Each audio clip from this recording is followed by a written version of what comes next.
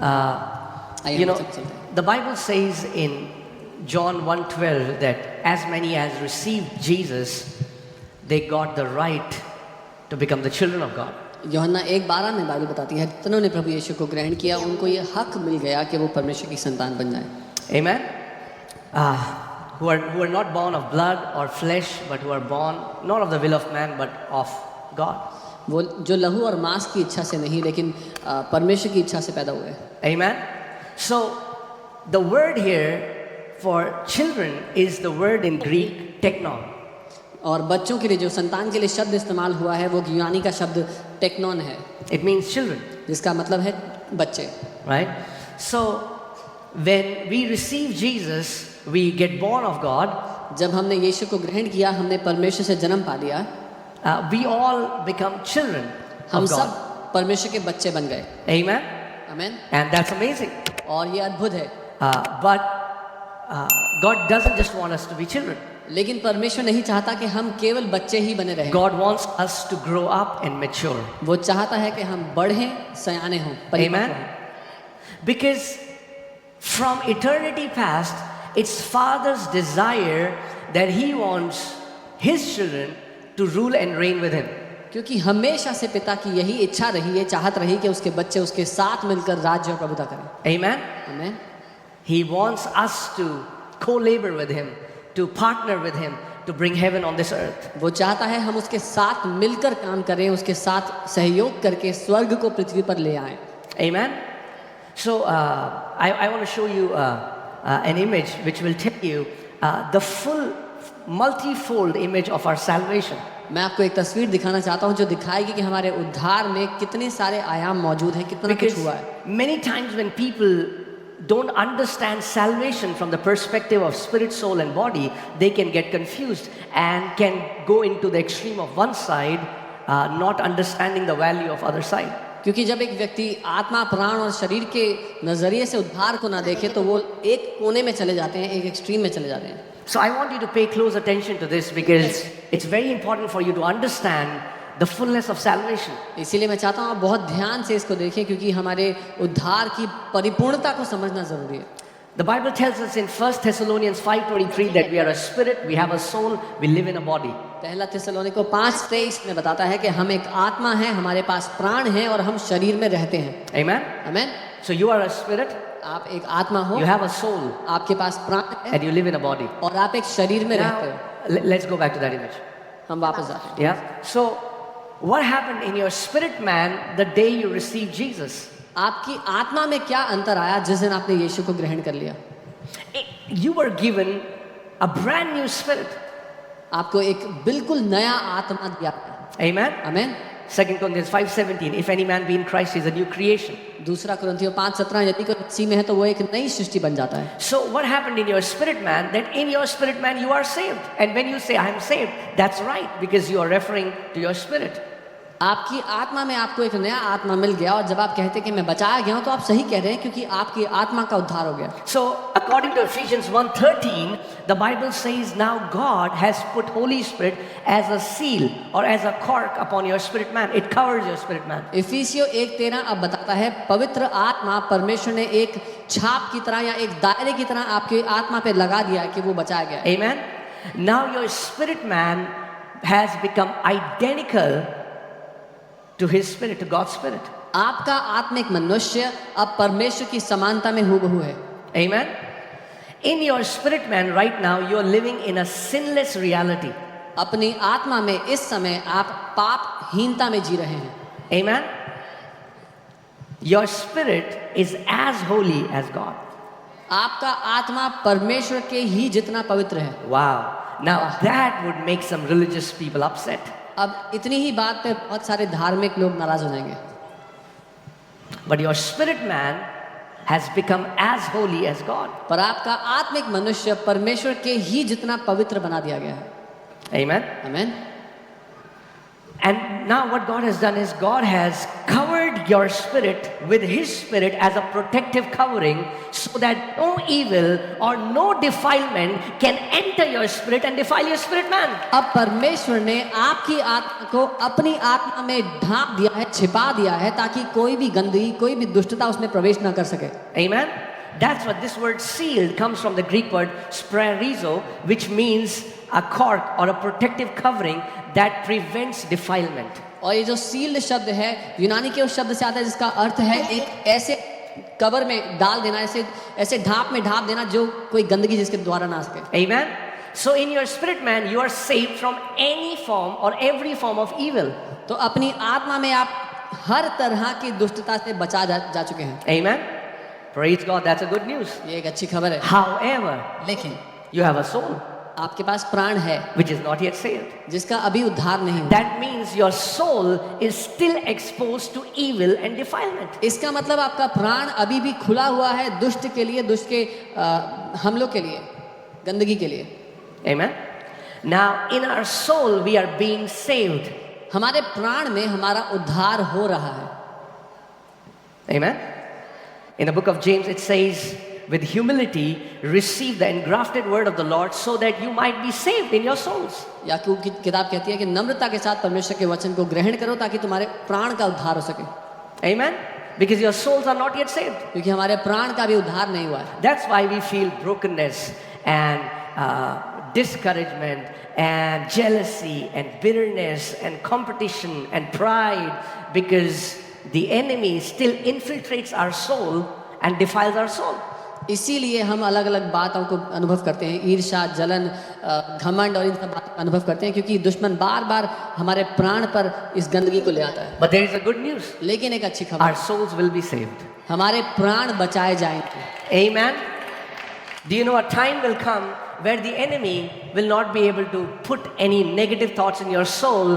Holy Spirit is going to cover your soul as well as Holy Spirit is covering your spirit. एक समय ऐसा होगा जब पवित्र आत्मा जिस तरह से उसने आपकी आत्मा को ढांपा हुआ है, आपके प्राण को भी ढांप लेगा और दुश्मन कोई भी हमला आपके प्राण पर नहीं कर पाएगा. Amen?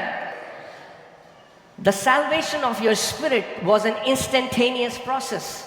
आपके आत्मा का उद्धार उस ही पल में हो गया. It was an instant. उसी समय हो गया. But the salvation of your soul is a process. लेकिन प्राण का उद्धार होना एक प्रतिक्रिया है. To the level you submit to the word of God and receive the word of God, जिस हद तक आप परमेश्वर के वचन के अधीन होकर उसको ग्रहण करते हैं, is to the level your soul will be saved. उस ही हद तक आपका प्राण बचाया जाएगा. That's why hearing the word of God, spending time in the word of God, praying in the Holy Ghost is so important. इसीलिए परमेश्वर के वचन पर मनन करना, उसके साथ समय बिताना, पवित्र आत्मा के साथ समय बिताना बहुत जरूरी है. Amen? And we have another good news. और एक और अच्छी खबर है. After our souls are saved, a time will come where the Bible says our bodies will be saved. हमारे प्राणों के बचाए जाने के बाद एक समय आएगा जब हमारा शरीर भी बचाया जाएगा. And 1 Corinthians chapter 15 says, but that will not be a process. The Bible says, in a twinkling of an eye, immortality will swallow mortality and we will never die. और बाइबल बताती है कि वो धीरे धीरे नहीं, वो क्षण भर में हो जाएगा जब अमरता नाशवान वस्तु को निगल जाएगी. Amen? See, death came because of sin. मृत्यु पाप की वजह से आई. Amen? Death entered in man, Adam's spirit first, then it manifested in his soul, then death manifested in his body. पहले मृत्यु ने आदम की आत्मा में प्रवेश किया, फिर उसके प्राण में प्रकट हुआ, फिर उसके शरीर में प्रकट हुआ. Because the day Adam ate of that tree, he did not die physically. जिस दिन आदम ने वो फल खाया उस पेड़ से, वो उसी समय नहीं मर गया. He died spiritually instantly. आत्मा में उसी समय मर गया वो. But it took him 900 years for that death to manifest in his body. पर आदम को 900 साल लगे वो मृत्यु के उसकी आत्मा से शरीर तक आने में. Because that death in his spirit started to swallow his soul, and then that the death in his soul swallowed his body. क्योंकि वो मृत्यु जो उसकी आत्मा में प्रवेश की थी, उसने उसके प्राण को खाना शुरू किया और प्राण को नाश करते करते वो शरीर को नाश कर पाई. Oh, if you would only knew what a true Christian meant, you would rejoice in the midst of suffering, you would rejoice in the midst of tribulation, because we are in a process. The life that is in our spirit is swallowing our soul, and a time is going to come when that life will swallow our body, and the Bible says, "Oh death, where is your victory?" अगर केवल आप जानते होते कि सच में मसीह होने का क्या अर्थ है, तो आप आनंदित होते जब सारी पीड़ाएं, सारी बात आपके विरोध में आती, क्योंकि वो जीवन जो आपकी आत्मा में आ चुका है, आपके प्राण को लेते हुए, आपके शरीर का उद्धार करते हुए आपके ऊपर हावी हो जाएगा, और आप कहेंगे मृत्यु का डंक कहाँ है। Amen. Wow. Praise God. So what do we have to do? हमें We क्या have a role to play. इसमें हमारा योगदान है। God will not drive you into life. परमेश्वर आपको जीवन में ऐसे लेकर के नहीं जा सकता, No, He will not drive you. He will not push you. ढकेल कर नहीं ले जा सकता। See, that's the difference between Holy Spirit and demons. यही फर्क है पवित्र आत्मा में और दुष्ट आत्मा में। Demons drive you, Holy Spirit leads you. दुष्ट आत्माएं जबरदस्ती करती हैं, लेकिन पवित्र आत्मा अगुवाई करते हैं। Demons will stand behind your back and push you and say, "Do it." दुष्ट आत्माएं आपके पीठ पीछे आके आपको धक्का देंगे कि कर, ऐसा कर। Holy Spirit comes in front of you and says, "Come with me." पवित्र आत्मा आपके आगे आकर कहता है, आओ मेरे साथ चलो। To lead someone, you have to be in front of them. किसी की अगुवाई करने के लिए आपको उनके आगे आना होता है। So Holy Spirit will never lead you any place where He is not present there before you. तो पवित्र आत्मा आपको किसी भी ऐसी जगह लेकर नहीं जाएगा जहां वो आपसे पहले खुद मौजूद नहीं है। That's what the leading means. He is giving you an invitation. यही अगुवाई का अर्थ है। वो आपको निमंत्रण दे रहा है, आ जाओ। Says, "Come and I'll teach you." कहता है आओ और मैं सिखाऊंगा। Amen. And I showed you this to tell you that the Father expects. Do you know the Father has expectation from His children? क्या आप जानते हैं पिता की उम्मीदें हैं अपने बच्चों से? Amen. I mean, like, yes, He will give us a house. Yes, He will give us a car. He'll give you a new job. Praise God for that. हाँ, वो हमें घर दे देगा, गाड़ी दे देगा, अच्छी नौकरी दे देगा, सब दे देगा। He loves to. He delights to give you things. He will do it. उसको बहुत अच्छा लगता है आपको चीजें देना, वो वैसे भी करेगा। But He expects something from you. लेकिन कई बातों की उम्मीद वो आपसे करता है। He expects us to mature and become like our elder brother in our soul. वो आपसे उम्मीद करता है कि हम सयाने हो जाएं, बड़े हो जाएं अपने उस बड़े भाई की तरह अपने प्राण में। Amen. आमीन। In our spirit, you're already like Him. अपनी आत्मा में आप पहले से ही उसके जैसे हो चुके हैं। But we all know लेकिन हम सब जानते हैं that our soul needs help. कि हमारे प्राण को भी काम की आवश्यकता है, मदद की आवश्यकता है। Amen. So let's see Romans 8:14. रोमी 8 उसका 14 देखते हैं। For as many as are led by the Spirit of God, they are the sons of God. क्योंकि जितने आत्मा के चलाए चलते हैं वो परमेश्वर के पुत्र हैं। Now, I want you to pay attention. मैं चाहता हूँ आप ध्यान। As many as, that means not all. यहाँ लिखा है जितने लोग, यानी कि सब लोग। Everyone who believed in Jesus became a child of God, children of God, teknon. हर कोई जिसने यीशु पे विश्वास किया वो परमेश्वर की संतान बन गया, परमेश्वर का बच्चा बन गया। But majority stay being teknon all their life. लेकिन अधिकतर मसीही लोग जीवन भर बच्चे ही बने रहते हैं। Because they never learn how to be led by the Spirit of God. क्योंकि वो कभी नहीं सीखते कि आत्मा के चलाए कैसे चलना है। And this is the message that I want to teach today, how to be led by the Spirit of God.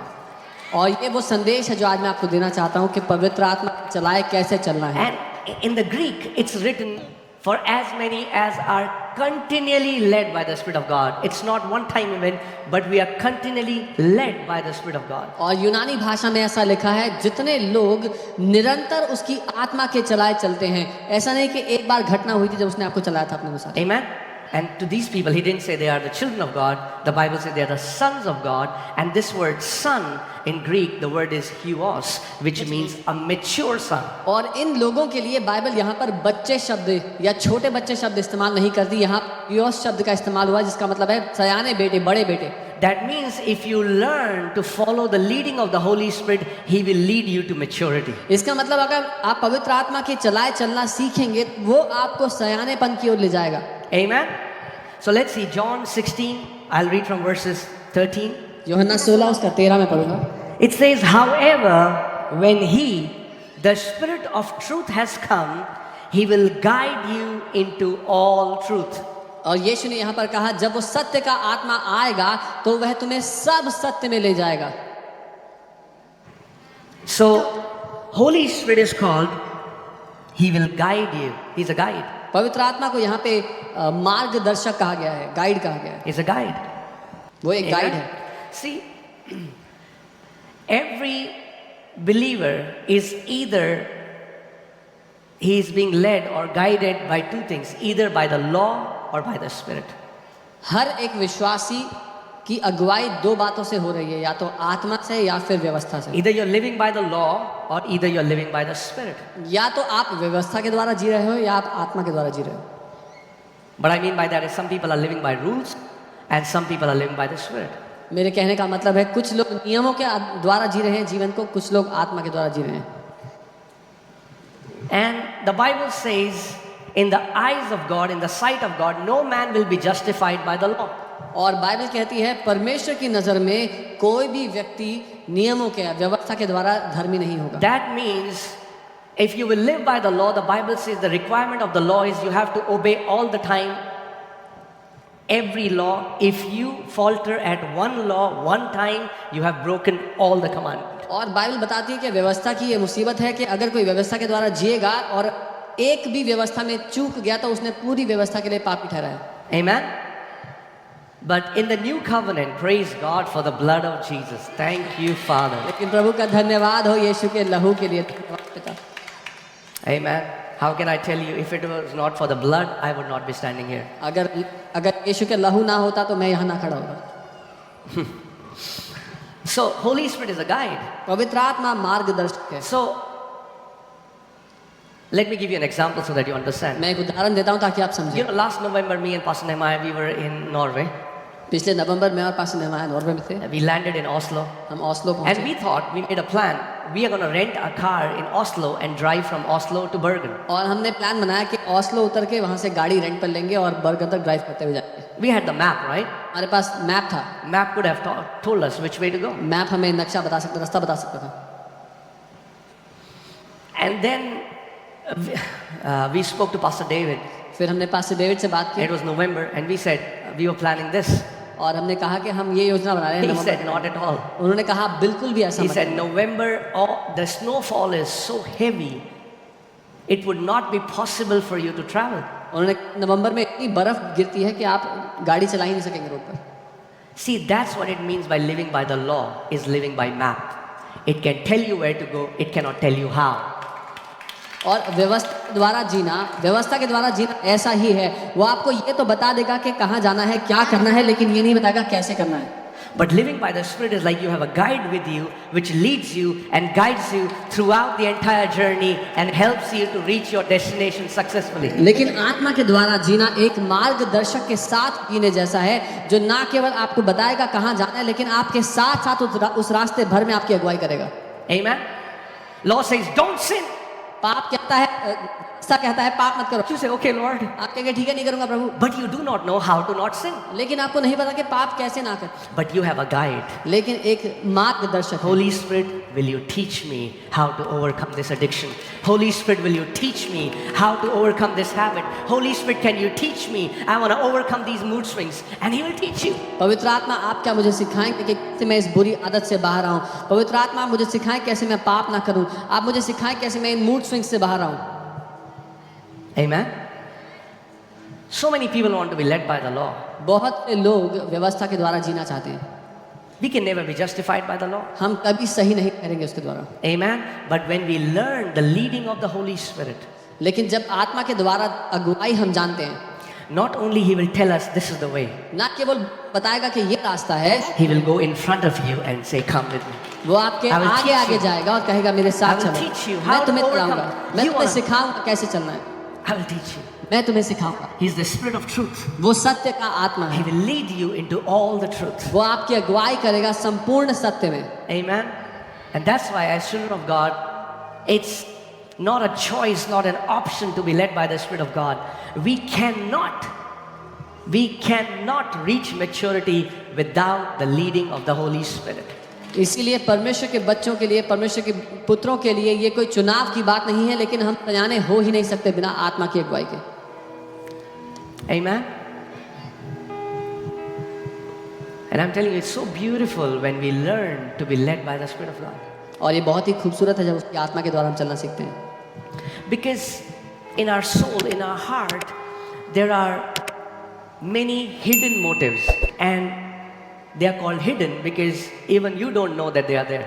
और हमारे प्राण में ऐसे बहुत से छुपे हुए मकसद होते हैं, और उनको छुपा हुआ इसीलिए बोलते हैं क्योंकि आपको भी नहीं पता वो मकसद हैं आपके अंदर। Yeah, there are many hidden things in your house you don't know. You kept somewhere something somewhere. They are hidden. You are searching for it. They are hidden. आपके घर में बहुत सी चीजें हैं जो छुपी हुई हैं, कहीं पे आप बहुत टाइम से ढूंढ रहे हैं, नहीं मिल रही क्योंकि छुपी हुई हैं। And journeying with the Lord, I'm just realizing how important are our intentions and hidden motives in God's eyes. और प्रभु के साथ यात्रा करते हुए मैं ये सीख रहा हूँ कितनी महत्वपूर्ण है परमेश्वर की आंखों में हमारे दिल के जो छुपे हुए मकसद हैं, इरादे हैं, वो कितने महत्वपूर्ण हैं उसकी आंखों में। We focus so much on doing it. We want to do it, but God doesn't just see what we do. He sees why we do what we do. हमारा पूरा ध्यान होता है चीज़ों को करने में, लेकिन परमेश्वर वो नहीं देखता जो हम करते हैं, वो देखता है हम जो कर रहे हैं वो क्यों कर रहे हैं, उसके पीछे इरादा क्या है, मकसद क्या है। And intents and motives scream loudly in the spirit realm. और आत्मिक दुनिया में हमारा इरादा और मकसद बहुत जोर से चिल्लाता है। There are many people doing ministry with all the wrong motives. बहुत से लोग सेवकाई कर रहे हैं लेकिन सारे गलत मकसदों के कारण। And in the end, when they stand before God, they will have nothing to give to Him because it will be burned by fire. और अंत में जब वो पिता के सामने खड़े होंगे तो उनके पास कुछ नहीं होगा उसको देने के लिए, क्योंकि वो सब आग में जल जाएगा। And not just ministry, whatever we are doing. और केवल सेवकाई ही नहीं, जो कुछ हम कर रहे हैं। So,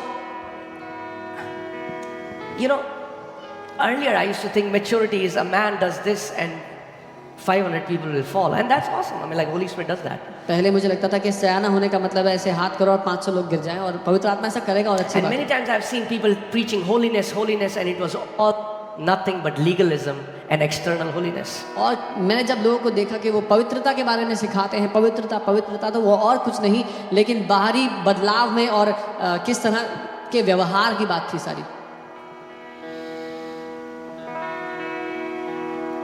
Like in God's priority, changing your hairstyle and your clothes comes much later. Changing the hidden intents of your heart comes first. परमेश्वर की नज़रों में आपके कपड़े, वेशभूषा, आपके बाल, आपका हेयर स्टाइल, वो सब बदलना बहुत नीचे है। उस सबसे पहले आपके मकसद और इरादे हैं। Tell me one thing. I can wear a big robe, but if my intents remain the same, मैं एक बड़ा चोगा पहनकर यहाँ आ सकता हूँ, लेकिन अगर मेरे इरादे खराब हैं तो क्या बदलेगा उससे?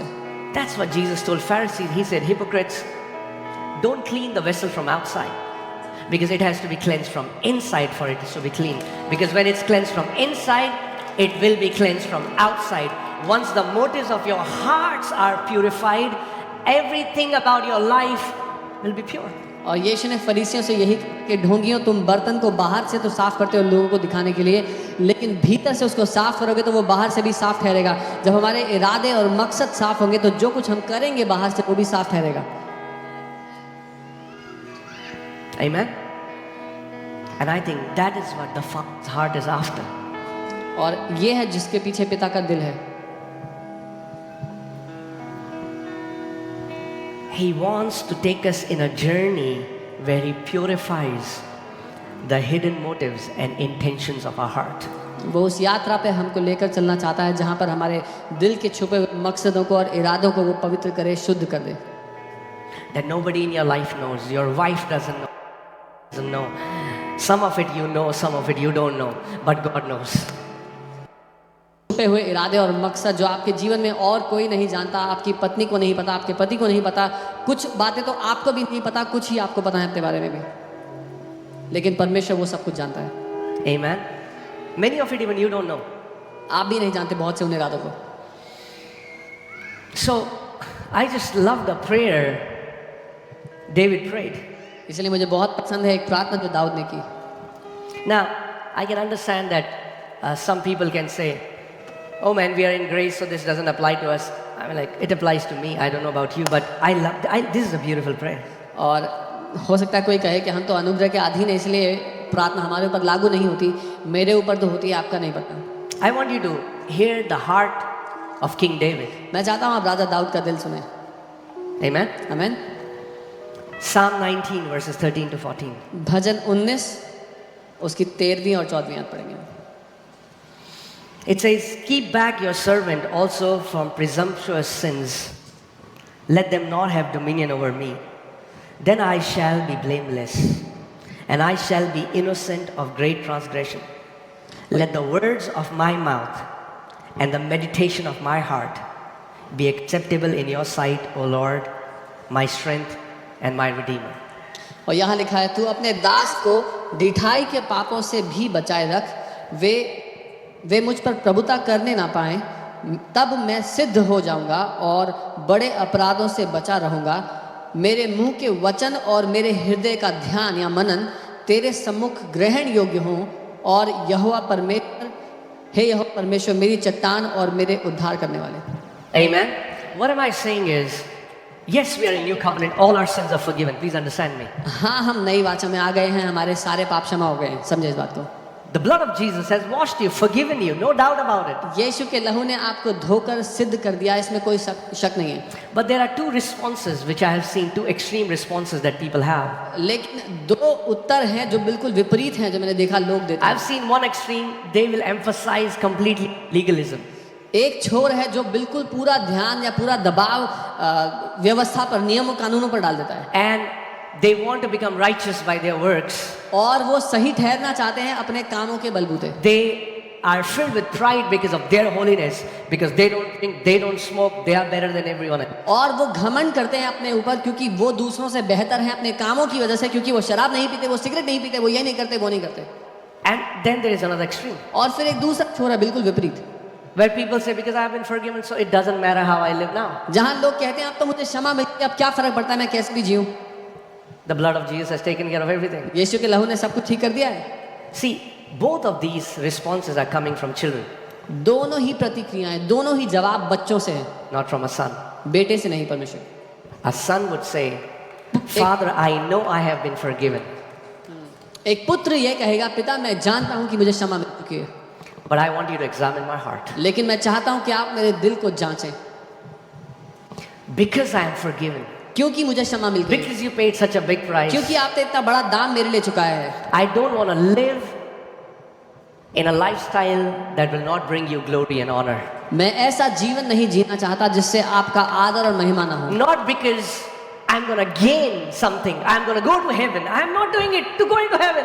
इस कारण से नहीं कि ऐसा करके मुझे स्वर्ग जाने को मिलेगा, स्वर्ग जाने के लिए नहीं कर रहा हूं मैं ये। No, but because I have a role model, my elder brother, Jesus Christ. When I look at him, I want to follow his example and walk like he walked. लेकिन इसलिए क्योंकि मेरे सामने एक आदर्श पुरुष है जो मेरा बड़ा भाई है, जब मैं उसकी तरह जीता हूं, उसकी तरह चलता हूं, उसकी तरह बनता हूं।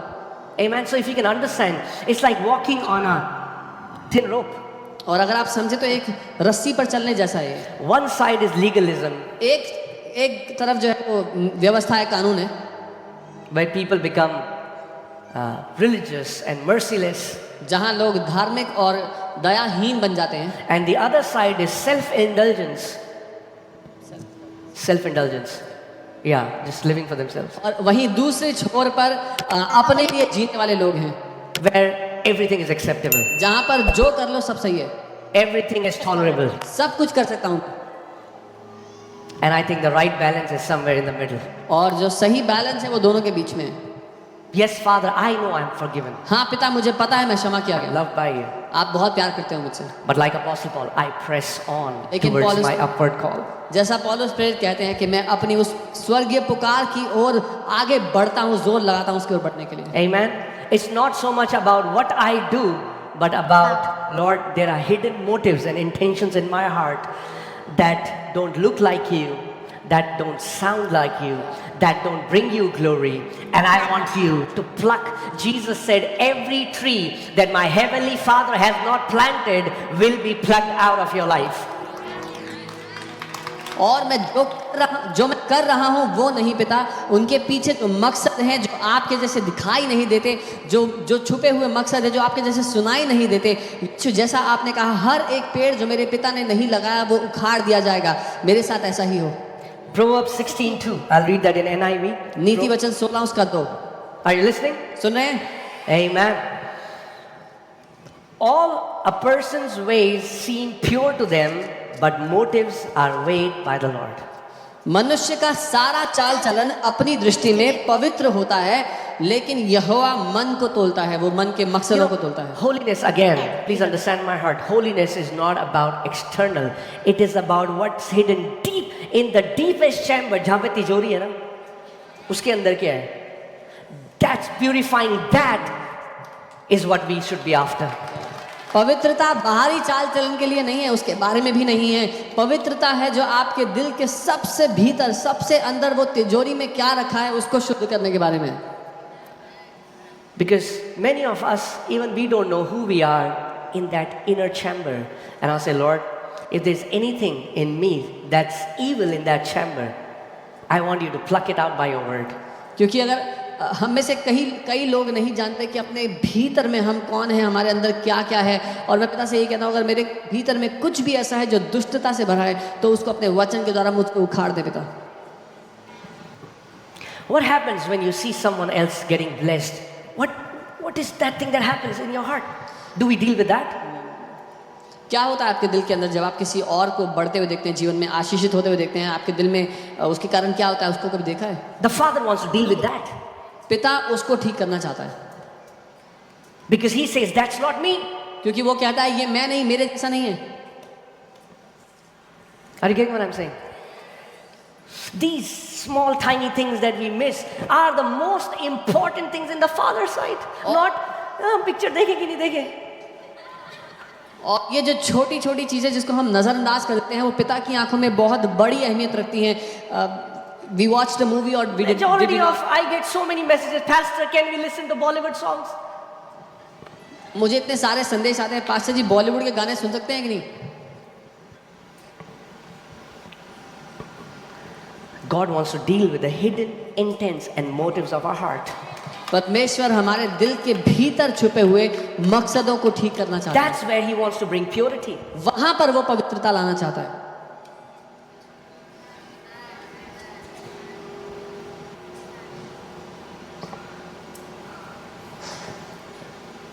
Wow. I'm just filtering. When I'm quiet, know that I'm filtering. जब मैं चुप होता हूं तो कई तो फिल्टर कर रहा होता हूं। I'm just giving you something that you can digest. मैं आपको वो देना चाहता हूं जो आप हजम कर पाओ। Okay, Proverbs 20:27. नीति वचन 20 उसका 27। The spirit of a man is the lamp of the Lord.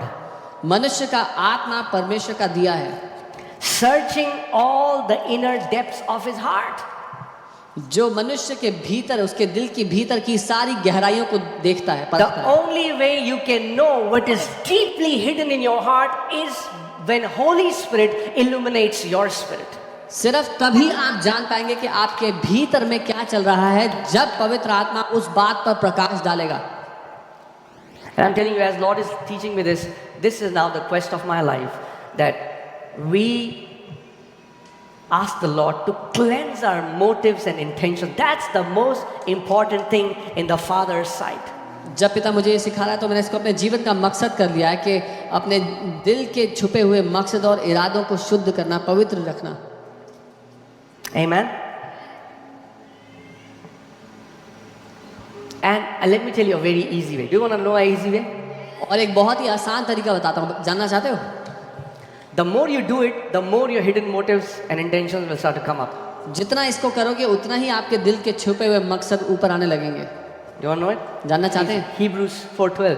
इब्रानी 4 उसका बात। It says, "For the word of God is alive and powerful, sharper than any double-edged sword, piercing even to the division of soul and spirit, and joints and marrow, and what? Is a discerner of what? Is a discerner of the thoughts and what? Intents of heart." और यहाँ पर लिखा है क्योंकि परमेश्वर का वचन जीवित और शक्तिशाली है, और हर एक दो-धारी तलवार से भी बहुत ज़्यादा तेज है और प्राण और आत्मा को और गांठ-गांठ और गूदे-गूदे को अलग करके आर-पार छेदता है और मन की भावनाओं और विचारों को जांचता है। Many times we don't allow the word to do its role. The word of God is given to cleanse us. कई बार हम वचन को उसका काम करने ही नहीं देते।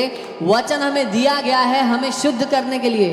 Is a discerner of the thoughts वो हमारे विचारों को पढ़ता है, and intents of the heart. हमारे मकसदों को जांचता That means परखता the है। more you fill your heart with the word of God, the more your intents and motives will come up and you will be able to see them openly. इसका मतलब जितना ज्यादा अपने दिल में आप परमेश्वर के वचन को भरोगे उतना ज्यादा आपके छुपे हुए मकसद और विचार उठ खड़े होंगे, आपके सामने आ जाएंगे।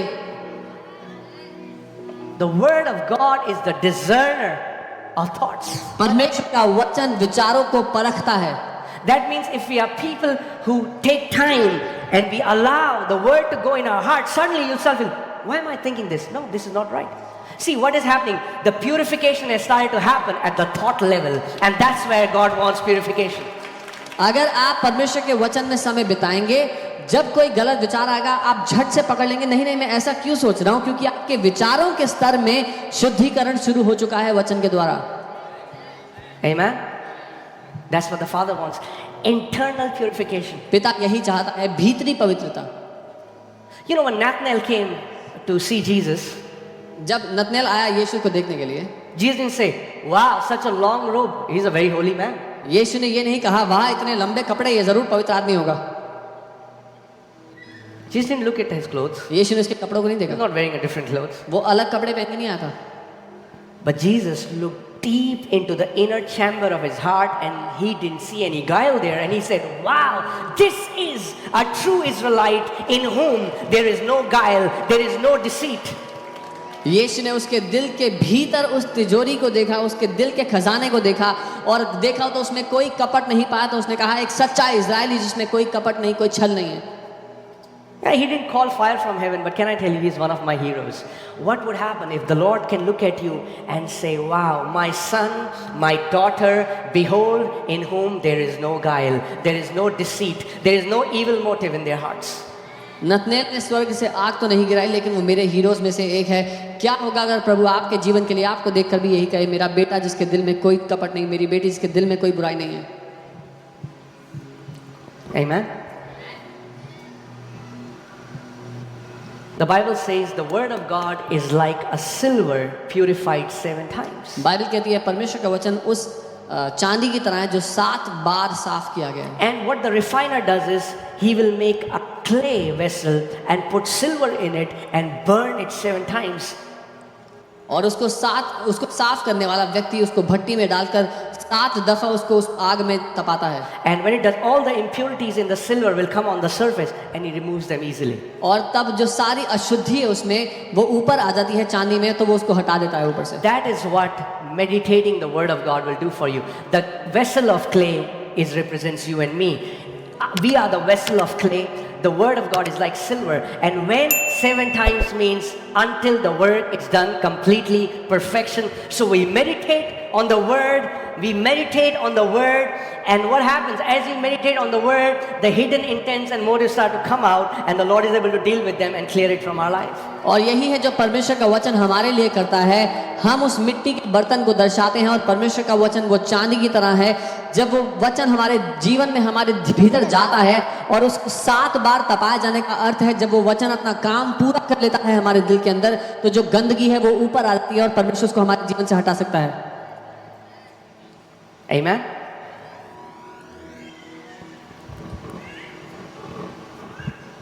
And last time, I don't know if you heard the word or not, but it was a very powerful word that the Lord taught us about the ministry of Jesus as a high priest. और पिछली दफा का वचन आपने सुना कि नहीं मुझे पता नहीं, लेकिन बहुत शक्तिशाली था। यीशु की सेवकाई हमारे लिए जो एक महायाजक की सेवकाई है। Now, I want you to confess this and only do that if you're really serious about it. और मैं चाहता हूँ आप इस बात का अंगीकार करें, लेकिन तभी करना जब बहुत गंभीर हो जो कह रहे हो। Are you ready? तैयार हो?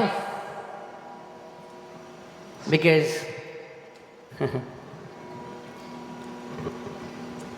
मजा आएगा purification में. Because you'll enjoy the purification.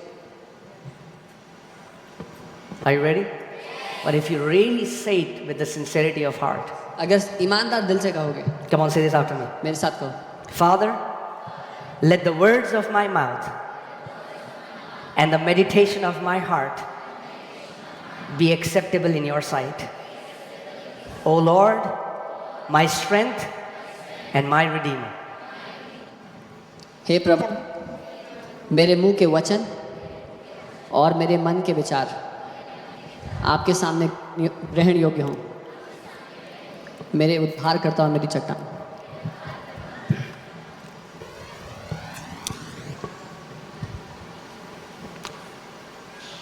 You know, when we start to be led by the Holy Spirit, जब हम पवित्र आत्मा के द्वारा चलना शुरू करते हैं, Holy Spirit will always lead you to the Word of God. तो पवित्र आत्मा हमेशा आपको वचन की ओर ले जाएगा, Amen? Always. हमेशा।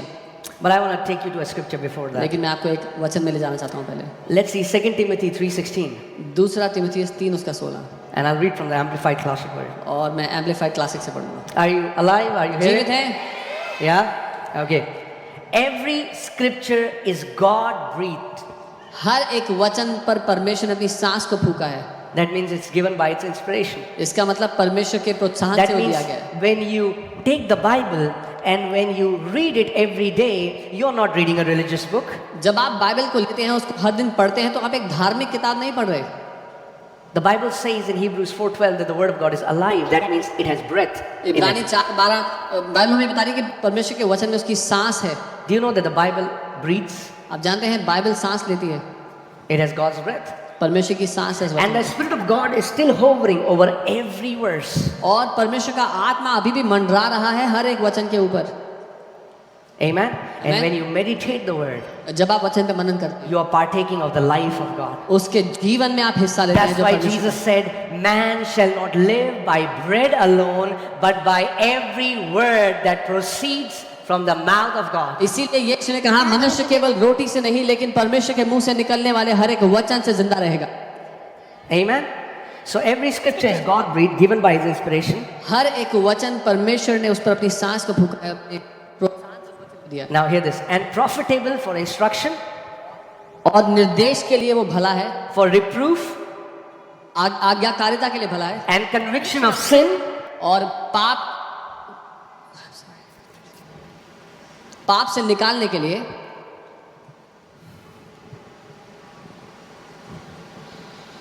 for correction of error, गलती से सुधारने के लिए, and discipline in obedience, अनुशासन में आज्ञाकारिता के लिए, and for training in righteousness, और धार्मिकता में प्रशिक्षण के लिए, in holy living, पवित्र जीवन जीने, in conformity to God's will in thought. Where? विचार- Where is holy living? In your thought first, then your purpose and your action. विचारों में परमेश्वर के अनुसार, अपने उद्देश्य में और फिर अपने कामों में, पहले विचारों में फिर अपने उद्देश्यों में फिर अपने कामों में पवित्रता में चलने के लिए। Isn't it amazing that Holy Spirit, this word is not just written to motivate us, it's also written to correct us. क्या ये अद्भुत नहीं? ये वचन सिर्फ हमें प्रोत्साहन के लिए नहीं लिखा गया, हमें सुधारने के लिए भी लिखा गया है। Wow. That means you and I, we need correction. इसका मतलब आपको और मुझे सुधरने की आवश्यकता है। Amen? But people don't like correction. लेकिन लोगों को पसंद नहीं जब कोई उनको सुधारे। And I mean, like, I'm not faking it. I'm telling you the truth in my life. मैं नाटक नहीं कर रहा हूँ, अपने जीवन से सच बता रहा हूँ। You know, before God, I'm telling you, I love when the Father corrects me. मुझे बहुत प्यार है जब परमेश्वर मुझे मेरी गलती को सुधारते हैं। तो You know why? पता है क्यों? It proves that I'm a legitimate son. ये सबूत है कि मैं उसका जायज बेटा हूँ। The Bible says He only corrects those whom He loves. Bible कहती है वो उन्हीं को सुधारता है जिनसे वो प्यार करता है। One time the Father told me, He said, my son, maturity is when you learn to receive a correction like you receive a compliment. एक बार पिता ने मुझसे कहा, मेरे बेटे, सयाना होना तब है जब कोई आपकी बुराई कर, जब कोई आपको आपकी गलती को सुधारे तो आप उसको वैसे ही ले जैसे जब आपकी कोई प्रशंसा करता है। We all love when people compliment us. हम सबको बहुत पसंद है जब लोग हमारी प्रशंसा करते हैं। But I think one of the main things that church has to learn, 21st century church has to learn how to receive correction. लेकिन 21वीं सदी की कलीसिया को ये सीखने की जरूरत है कि जब आपको कोई सुधारे तो उसको कैसे ग्रहण करें, Because somehow we hate correction.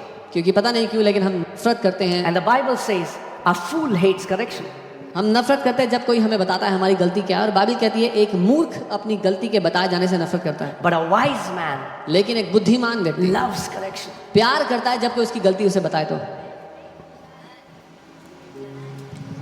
And I'm telling you, the beautiful thing about if your heart is right, every time the Father corrects you, you will rejoice.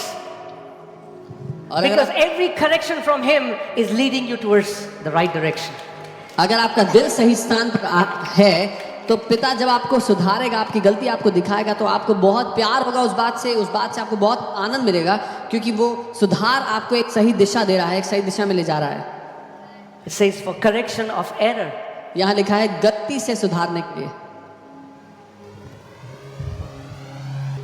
So, man, what if we'll open this word and say, Father, क्या teach होगा me, अगर हम ये वचन खोलना कहते पिता मुझे सिखाओ, correct me. मेरी गलतियां सुधारो। Are we forgiven? Yes. Are we loved? Yes. क्या हमने पापों की क्षमा पाई है? हाँ। क्या वो हमसे प्यार करता है? हाँ। Are there still wrong motives in our heart? Yes. क्या अभी भी हमारे दिल में गलत इरादे हैं? हाँ। Does God wants to cleanse them? Yes.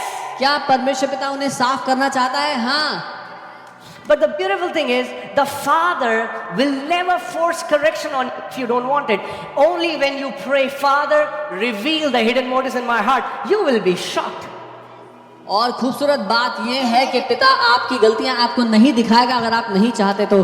केवल तब अगर आप कहते हैं पिता मुझे मेरी गलतियां दिखाएं ताकि आप मुझे सुधार पाएं, तभी वो आपके साथ ऐसा करेगा। You know, and when I began to pray that, Father began to teach me little things. जब मैंने प्रार्थना की तो पिता मुझे छोटी छोटी बातें सिखाने लगे, Started to give me instructions. मुझे निर्देश देने लगे। You know, one day I'm praying and I'm not even thinking, and the Father said, you know, I travel whenever I'm going. He said, you're not allowed to go to a hotel and take a spa there. और जब मैं travel करता हूँ अलग अलग hotel में तो पिता ने मुझसे कहा जब तुम ट्रैवल करके जाओ अलग अलग होटल में, वहाँ पर स्पा लेने की अनुमति नहीं है तुम्हें। I don't give you permission. मैं तुम्हें अनुमति नहीं देता, पिता ने कहा। I said, yes, Lord. मैंने कहा ठीक है प्रभु। See now, but he said it to me, not to you. And I'm not saying it to you. उसने वो मुझसे कहा, आपसे नहीं, इसलिए मैं आपको नहीं कह रहा हूँ। I'm just sharing what he told me. मैं आपको वो बता रहा हूँ जो उसने मुझसे कहा। Because he's dealing with me. क्योंकि वो मेरी गलतियों को सुधारने के लिए मुझसे बात कर रहा है। Are you getting what I'm saying? And I loved it. When he said that, I like, wow. और मुझे बहुत ही मजा आया जब उसने मुझे करेक्ट किया, जब उसने मुझे बताया, मैंने कहा वाह। Going to a spa is not sin. Spa जाना पाप नहीं है। The Bible doesn't say thou shalt never go to a spa. Bible नहीं कहती कि तुम्हें स्पा नहीं जाना है। But what I'm saying is, he is dealing with me and giving me instruction now. लेकिन मैं ये कह रहा हूँ कि आपको मेरे दिल के विचारों के साथ दिल को ठीक कर रहा है और मेरे साथ मुझे सही मार्ग पे लेके जा रहा है। Why? Because I prayed, Father, I desire cleansing and purification from the hidden motives of my heart. क्योंकि मैंने प्रार्थना की और कहा पिता मैं चाहता हूँ कि आप मेरे दिल के छुपे हुए मकसदों को साफ करें। And you know, the Father told me, he said, you know, we always say God never takes choices, right? God has given us free will. हम हमेशा कहते हैं ना कि परमेश्वर किसी की इच्छा शक्ति वापस नहीं लेता, किसी से उसका चुनाव नहीं लेता। And the Father said, yes, God does that. But when I act as a father, I will take your choices. और पिता ने कहा बिल्कुल परमेश्वर नहीं लेता, लेकिन जब मैं तुम्हारे लिए पिता हूं तो मैं तुम्हारे चुनाव तुमसे ले लूंगा। We as fathers, we tell our son, no, enough television, no more television, because we are being a father. When we say he is our father, he will allow some things and he will say some things are not allowed, not because it is law, but because he's leading us in the path of righteousness. और जब वो हमारे लिए पिता है तो जैसे हम पिता होते हैं अपने बच्चों को कहते हैं कि नहीं अब और टीवी नहीं देखना, टीवी बंद, वैसे ही वो भी एक पिता की तरह हमसे हमारे चुनाव ले लेता है। इसलिए नहीं कि वो हमें एक नियम दे रहा है, व्यवस्था दे रहा है, लेकिन इसलिए क्योंकि वो हमें सही रास्ते पर लेकर चल रहा है। Amen. And that's why being led by the Holy Spirit is so beautiful. और इसीलिए पवित्र आत्मा के द्वारा जीना इतना खूबसूरत है। I told you when I got saved, मैंने कहा जब मैंने उद्धार the पाया, first thing when I began to hear the Father's voice, जब पहली दफा से जब मैंने पिता की आवाज को सुनना शुरू किया, he said, leave all your friends. उसने कहा अपने सारे दोस्तों को छोड़ दे। I was like, wow. मैंने कहा क्या? We don't like these things. हमें पसंद नहीं आती ये बातें, But thank God I obeyed him. लेकिन प्रभु का धन्यवाद, मैंने उसकी बात मानी। If I would have not obeyed him, I would not be standing here. अगर मैंने उसकी बात ना मानी होती तो मैं यहाँ ना खड़ा होता। See, guys, is this making sense to you guys? समझ में आ रहा है? Let's see our scripture. एक वचन देखते हैं। Hallelujah. Praise God. Proverbs 3:12. नीति वचन 3 उसका 12। Proverbs 3:12. For whom the Lord loves, he corrects, just as a father the son in whom he delights. क्योंकि यहोवा जिससे प्रेम रखता है उसको डांटता है, उसको सही करता है, जैसे कि बाप उस बेटे को जिसे वह अधिक चाहता है। The father correcting you is a sign that he finds his delight in you. जब पिता आपको डांटता है, आपकी गलतियों को सही करता है, तो ये सबूत है कि वो आपसे प्यार करता है, आप में उसको आनंद मिलता है। Amen. So hear the word of the Lord इसलिए परमेश्वर के वचन को सुन ले and start desiring correction. और मांगना शुरू कर अपने जीवन के लिए कि परमेश्वर आपको सही करे जहां आप गलत हैं। Amen. But we always see correction as God with a rod. लेकिन हम हमेशा सही करने को देखते हैं कि परमेश्वर डंडा लेके आ रहा है। आजा बताता हूं। That's not the way he corrects us. परमेश्वर ऐसे ठीक नहीं करता। He tenderly corrects us through the still small voice of the Holy Spirit and through the written word.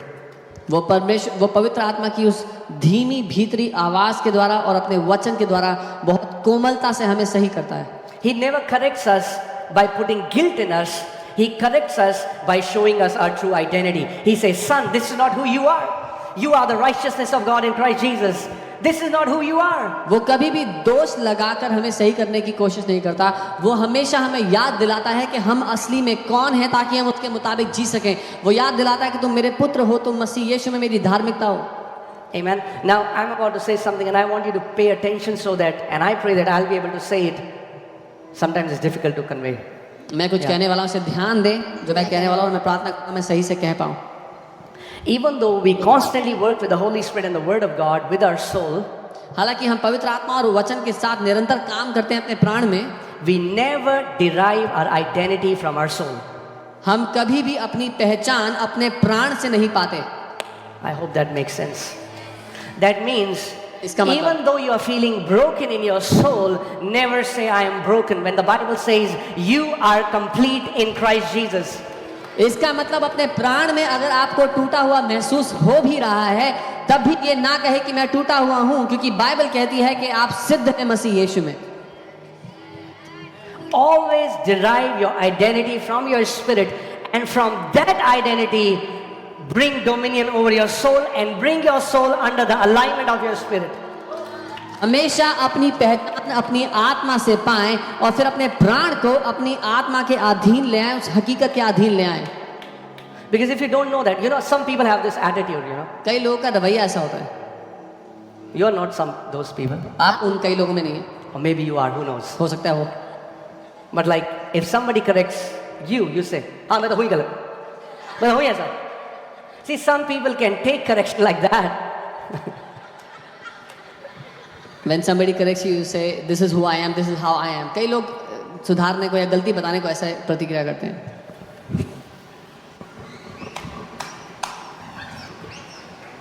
An orphan always takes correction as an identity statement.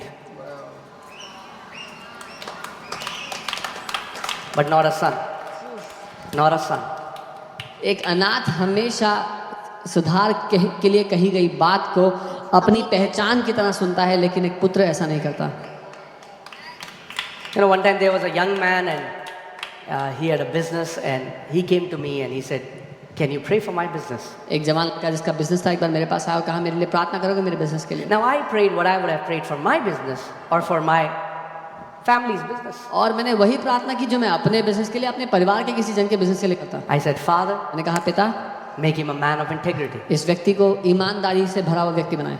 Let his business be known for integrity. उसका व्यवसाय ईमानदारी का व्यवसाय I कहलाए। did it with my heart. मैंने अपने दिल से प्रार्थना की। Later I got to know he's super offended with me. बाद में मुझे मालूम हुआ वो बहुत नाराज हो गया मुझसे। He got offended saying, was the pastor trying to say that I don't walk in integrity? That's not what I said. वो ये कहने लगा कि क्या पास्टर ये कहना चाहता था कि मैं ईमानदारी से नहीं जीता हूँ? मैं तो ऐसा नहीं कह रहा था। See, that's what I'm saying. That's why purifying our motives is so important. इसीलिए हमारे दिल के छुपे हुए मकसदों का शुद्ध होना बहुत जरूरी है। We'll always take correction with the wrong heart if we don't understand the value. If you understand that correction is worth more valuable than gold and silver and rubies, you will never despise correction. अगर आप जान गए कि जब परमेश्वर आपकी गलतियों को सही करता है तो वो कई ज्यादा कीमती है सोने चांदी और सारे जवाहरों से, तो आप जान लेंगे कि उस सही करने को लेना बेहतर है आपके लिए। Amen? Oh man, hallelujah. Praise God. You know, because what the beautiful thing is, खूबसूरत बात whenever है, the Lord corrects you or shows you an area where you need to work on, and if you obey Him, you will always have victory over that area. खूबसूरत बात यह है जब कभी परमेश्वर आपको किसी बात के लिए ठीक करता है, अगर आपने उसकी बात को सुन लिया तो उस क्षेत्र में आप जय पाएंगे, जय में जिएंगे। Amen?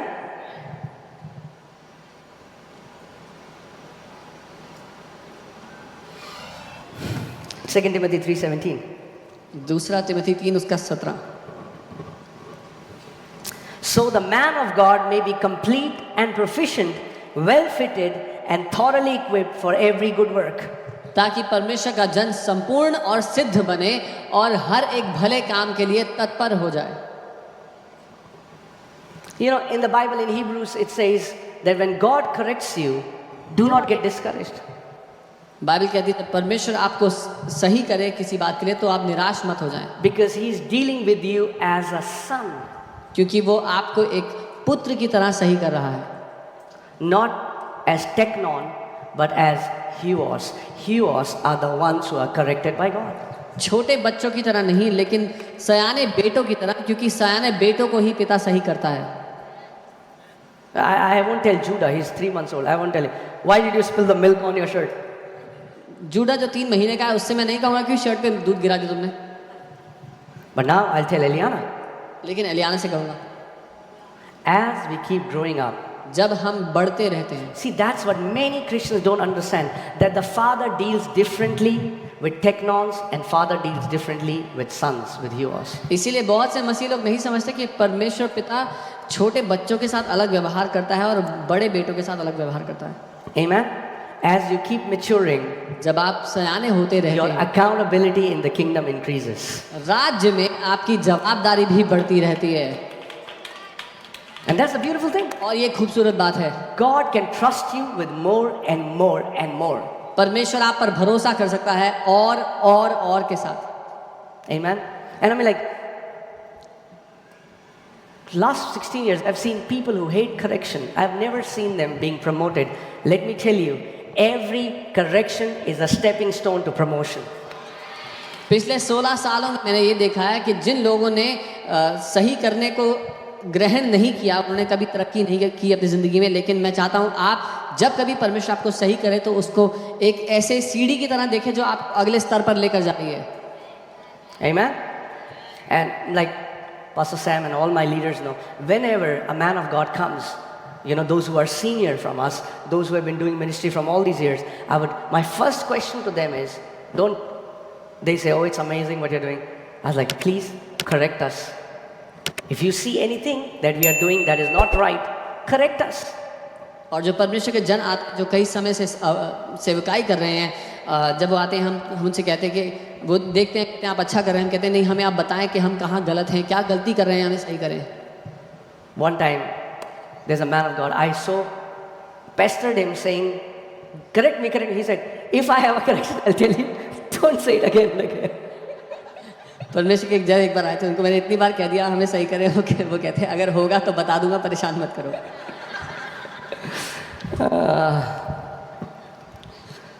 Wow. But I just want to tell you today, लेकिन मैं आपसे आज ये कहना चाहता whenever the Father corrects you through His Word, through His Spirit, or even through your pastors, through your leaders, through people whom God has appointed, don't get defensive. Don't fight it. It's coming for you so that you can be complete. You can be blessed. हूं। जब कभी पिता आपको ठीक करते हैं, आपकी गलती आपको बताते हैं, दिखाते हैं, तो लड़ने ना लग जाएं, वो आपस में अपने आप को सही बताने ना लग जाएं। लेकिन जब वो अगुवे, जब वो अधिकारी आपके जीवन के लिए जो परमेश्वर ने रखे हैं वो आपको बताएं कि आप कहाँ गलत हैं, तो वो आपकी उन्नति के लिए, आपको आगे जीवन में ले जाने के लिए है। You know, let us carry the heart like Saul. हम David, I'm sorry. Please forgive. Apostles Saul, Paul, yeah, that is good, but not like the Old Testament Saul. हम दाऊद के जैसा दिल रखें, या फिर नए नियम में जो प्रेरित पौलुस है। Okay, so let me tell you the difference between Saul's heart and David's heart in the Old Testament. राजा शाऊल और राजा दाऊद के दिलों में क्या अंतर था वो बताता हूँ। You know, David did much wicked sin compared to Saul. Dawood ने बहुत ही बुरा अपराध किया था शाऊल की तुलना में। But look at when God corrected both of them. लेकिन जब परमेश्वर ने दोनों का सामना किया, दोनों को सही किया, दोनों की गलती को, तो दोनों के उत्तर देखो बदले में। When God sent prophet Samuel to Saul, जब परमेश्वर ने शामुएल को भेजा राजा शाऊल के पास, and he said, और उसने your कहा, kingdom has been taken away from you. उसने कहा तेरा राज्य तुझसे छीन लिया गया है। You know what did Saul say? आपको पता है शाऊल ने क्या कहा? He said, that's okay, but don't tell the people. उसने कहा कोई बात नहीं, लेकिन लोगों के सामने ये बात मत कहना। There are many people who are more concerned about what others think about them rather than what the Father thinks about them. बहुत से लोग हैं जो इस बारे में ज्यादा चिंतित हैं कि लोग हमारे बारे में क्या कहेंगे, इससे कि पिता हमारे बारे में क्या कहता Oh, है। what will people say? अरे लोग क्या कहेंगे, Don't tell it. किसी के सामने मत बोलना। Be very careful of people who go to you and say, I'll tell you something, but don't tell the pastor. Mark them red in your life. बहुत ध्यान रखना Okay. ऐसे लोगों का जो आके कहें मैं तुम्हें कुछ बताता हूँ, पास्टर को मत बोलना। उन लोगों पर एक लाल You should छतरी का tell निशान लगा them, दो। don't tell me. उनको ये कहना मुझे मत बताओ, Because you are entering into a covenant and you have to protect their secret, and it will prick your conscience. क्योंकि आप उनके साथ एक वाचा को बांध रहे हैं कि आप उनके रहस्य को बचा करके रखेंगे, और वो वाचा आपके ही विवेक पर दोष लगाती रहेगी। Why should you take the burden of protecting someone else's secret? किसी और के रहस्य को बचा के रखने की जिम्मेदारी आप क्यों उठाओ? Amen? So, look at Saul. Saul says, that's okay, Saul. That's okay, Samuel. Don't tell it to people that I am not king anymore. God has rejected me. Let people still think I'm a king. शाऊल कहता है कोई बात नहीं, अगर परमेश्वर ने ठुकरा भी दिया कोई दिक्कत नहीं है, लोगों के सामने मत बोलना, लोगों को ये लगना चाहिए मैं ही राजा हूँ। Now look at David. और दाऊद की ओर देखो, God sends a prophet to him. परमेश्वर उसके सामने Was it भविष्यवक्ता prophet भेजते Nathan? हैं। Was it Nathan? हाँ, Yeah. So prophet Nathan comes to him भविष्यवक्ता नेतन उसके सामने आता है and corrects him और उसकी गलती बताता and है, says, you have committed a big sin before God. और बोलता है तूने बड़ा अपराध किया परमेश्वर के सामने। He's also a king. वो भी राजा है। He didn't say, उसने ये नहीं कहा नेतन जरा कोने में जा, my reputation. You know. मेरी इज्जत बढ़ी। The Bible says he fell on his face Bible कहती है वो अपने मुंह के बल गिर गया and started to repent. और पश्चाताप करने लगा परमेश्वर के सामने। David was a man after God's heart. He received correction with the right spirit. Dawood परमेश्वर के हृदय के अनुसार एक मनुष्य था, एक सही दिल से वो जब पिता उसकी गलती को बताता तो उसको ग्रहण करता था। And even though he committed a much wicked sin, और yet he was acceptable in the Father's sight और because he हालांकि- received correction like a son. हालांकि उसने सबसे ज्यादा बुरा अपराध किया था, लेकिन पिता की दृष्टि में वो ग्रहण योग्य ठहरा, क्योंकि उसने जब सही किया गया तो उसको गले लगा लिया। Now let me add this because sometimes people don't understand the heart behind a message. I'm not saying Holy Spirit is now a taskmaster. Don't do that. Don't drink tea. Don't go there. Don't do that. I'm not saying Holy Spirit is going to do that. अब मैं ये नहीं क्योंकि कई बार लोग संदेश को नहीं समझते, पवित्र आत्मा ऐसा नहीं करेगा चाय मत पियो, ये मत करो, वो मत करो, ऐसा नहीं करता, I'm not saying that. ऐसा नहीं। But what I'm saying is, see, when we are led by the Spirit of God. जब पवित्र आत्मा के चलाए चलते हैं। Okay, let's see the scripture. John 14:26. यूहन्ना 14:26 देखते हैं। Jesus said, but the comforter, but the helper, which the Father will send in my name, will teach you all things and will bring into your remembrance all things that I've said to you. यीशु ने कहा जो सहायक पिता मेरे नाम से तुम्हारे पास भेजेगा वो तुम्हें सारी बातें सिखाएगा और सारी बातें याद दिलाएगा जो मैंने कही। Amen? So, Holy Spirit is going to teach us all things. पवित्र आत्मा हमें सारी बातें याद Not दिलाएगा, just spiritual things. सिखाएगा। All things. सिर्फ आत्मिक बातें नहीं, सारी बातें। Parenting. कैसे अपने बच्चों को पालना है, how to do a righteous business, एक अच्छा व्यवसाय कैसे चलाना है। whatever you need help in. जिस किसी बात में आपको मदद If you चाहिए, ask help from the Holy Spirit, He will teach you. अगर पवित्र आत्मा से मांगोगे तो वो आपकी मदद करेगा। Amen. आमीन। But next verse, let's go to next verse. अगले आयत देखते हैं। And it says, peace I leave with you, my peace I give to you, not as the world gives. और वो कहता है मैं तुम्हें अपनी शांति दिए जाता हूँ, वो शांति नहीं जैसी दुनिया देता है। So, being led by the Holy Spirit, the fruit of that is you will always live in peace. जब आप आत्मा के चलाए जीवन को जिएंगे, उसका फल आपके जीवन में ये होगा, आप हमेशा शांति में जिएंगे। Amen. And now can I tell you that every born again child of God has the ability to be led by the Spirit of God. हर एक नया जन्म पाए हुए परमेश्वर के बच्चे के पास ये क्षमता है कि परमेश्वर की आत्मा की अगुवाई में वो चल सके। Amen. आमीन। You know, Jesus appeared to the man of God, Kenneth Hagin, once, and Jesus came to him and started to teach him how he can be led by the Spirit of God. और यीशु एक बार प्रभु के जन Kenneth हेगिन जी के पास आया और उनको आके सिखाने लगे कि कैसे कोई परमेश्वर की आत्मा के चलाए चल सकता है। And Jesus said, और यीशु ने कहा, the primary way I lead my children is through the inward witness. जो प्रमुख तरीका है अपने बच्चों की अगुवाई करने का वो है जो भीतरी धीमी आवाज है उसके द्वारा।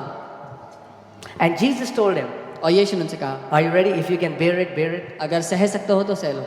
Jesus said, यीशु ने कहा, are you ready? तैयार हो? Jesus said, यीशु ने कहा, are you ready? तैयार हो? Jesus said, Jesus said, यीशु ने if कहा, you will learn to follow the leading of my Spirit, I will make you rich. अगर मेरी आत्मा के चलाए चलोगे तो मैं तुम्हें धनवान बना दूंगा। Amen. If a person is in a mess, अगर एक व्यक्ति समस्या में है, that's okay. We all can be in some mess. हम सब के सब समस्या में आ सकते हैं। But if that person is in the same mess after 5 years, लेकिन अगर एक व्यक्ति 5 सालों से उसी समस्या में है, then that tells me he is not being led by the Spirit of God in that area. तो ये मुझे बताता है कि वो व्यक्ति अपने जीवन में पवित्र आत्मा के चलाए नहीं चल रहा उस क्षेत्र में। Because if he asks help, Holy Spirit will lead him out of it. क्योंकि अगर वो मदद मांगेगा तो पवित्र आत्मा उसकी अगुवाई करेगा उससे बाहर। Amen. Now, I've seen some people have reacted negatively to this message, मैंने देखा है कई लोगों ने नकारात्मक तरीके से जवाब दिया इस मैसेज का, and they become, how should I say? What would be the right word?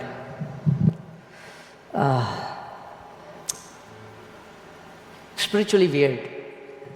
वो आत्मिक रूप से अजीब हो जाते हैं। Then they say, I'm not feeling led to do this. I'm not feeling led to do this. I'm not feeling मुझे led ये to go करने out. की अगुवाई नहीं कर रही, वो करने की अगुवाई नहीं हो रही। घड़े हाथ में. So there was a person coming to Pastor Nehemiah's church, and he would not brush his teeth, saying, "The Holy Spirit didn't tell me to." और पास्टर नेहमाया की चर्च में एक व्यक्ति आ रहे थे, उन्होंने कहा कि पवित्र आत्मा ने मुझसे ब्रश करने के लिए नहीं कहा, इसलिए मैंने ब्रश नहीं किया। So please hear this so that you understand the healthy way to be led. Are you ready? इसीलिए ध्यान से समझिएगा ताकि आप एक स्वस्थ तरीका सीख पाएं आत्मा के चलाए चलने का। I've heard somebody said that they used to go and stand around the closet and say, "Holy Spirit, what clothes should I wear today?" मैंने सुना किसी ने कहा कि वो जाके अलमारी खोल के सामने खड़े रहते और पूछते, पवित्र आत्मा आज मैं कौन से कपड़े पहनूं? What would happen if they would not hear anything? I don't know. क्या किया होगा अगर कुछ नहीं सुना होगा तो पता नहीं। So, what I'm saying is, for us, you know, so Jesus taught Kenneth Hagin how that there is like a green light and a red light in us. प्रभु यीशु ने केनेथ हेगिन जी को ऐसा सिखाया कि हमारे भीतर ही एक हरी बत्ती है और एक लाल बत्ती है। But I want to tell you, you don't need to ask, Lord, should I do this? Should I, प्रभु आज पराठे खाऊं या डोसा खाऊं? No, that's not what it means to be led by the Holy मतलब Spirit. आपको ये पूछने की जरूरत नहीं, what should I eat? Should I eat dosa? Should I eat paratha? Please hear this, right? सुनिए, Every born again believer, your light in you should be green. हर एक नया जन्म पाए हुए विश्वासी के भीतर हरी बत्ती जलती रहनी चाहिए। Because the primary way we have the Word of God and we are obeying the Word of God, and then in the middle, if Holy Spirit doesn't want you to do it, He'll put a red signal. क्योंकि परमेश्वर का वचन हमारे पास है, परमेश्वर का आत्मा हमारे पास है।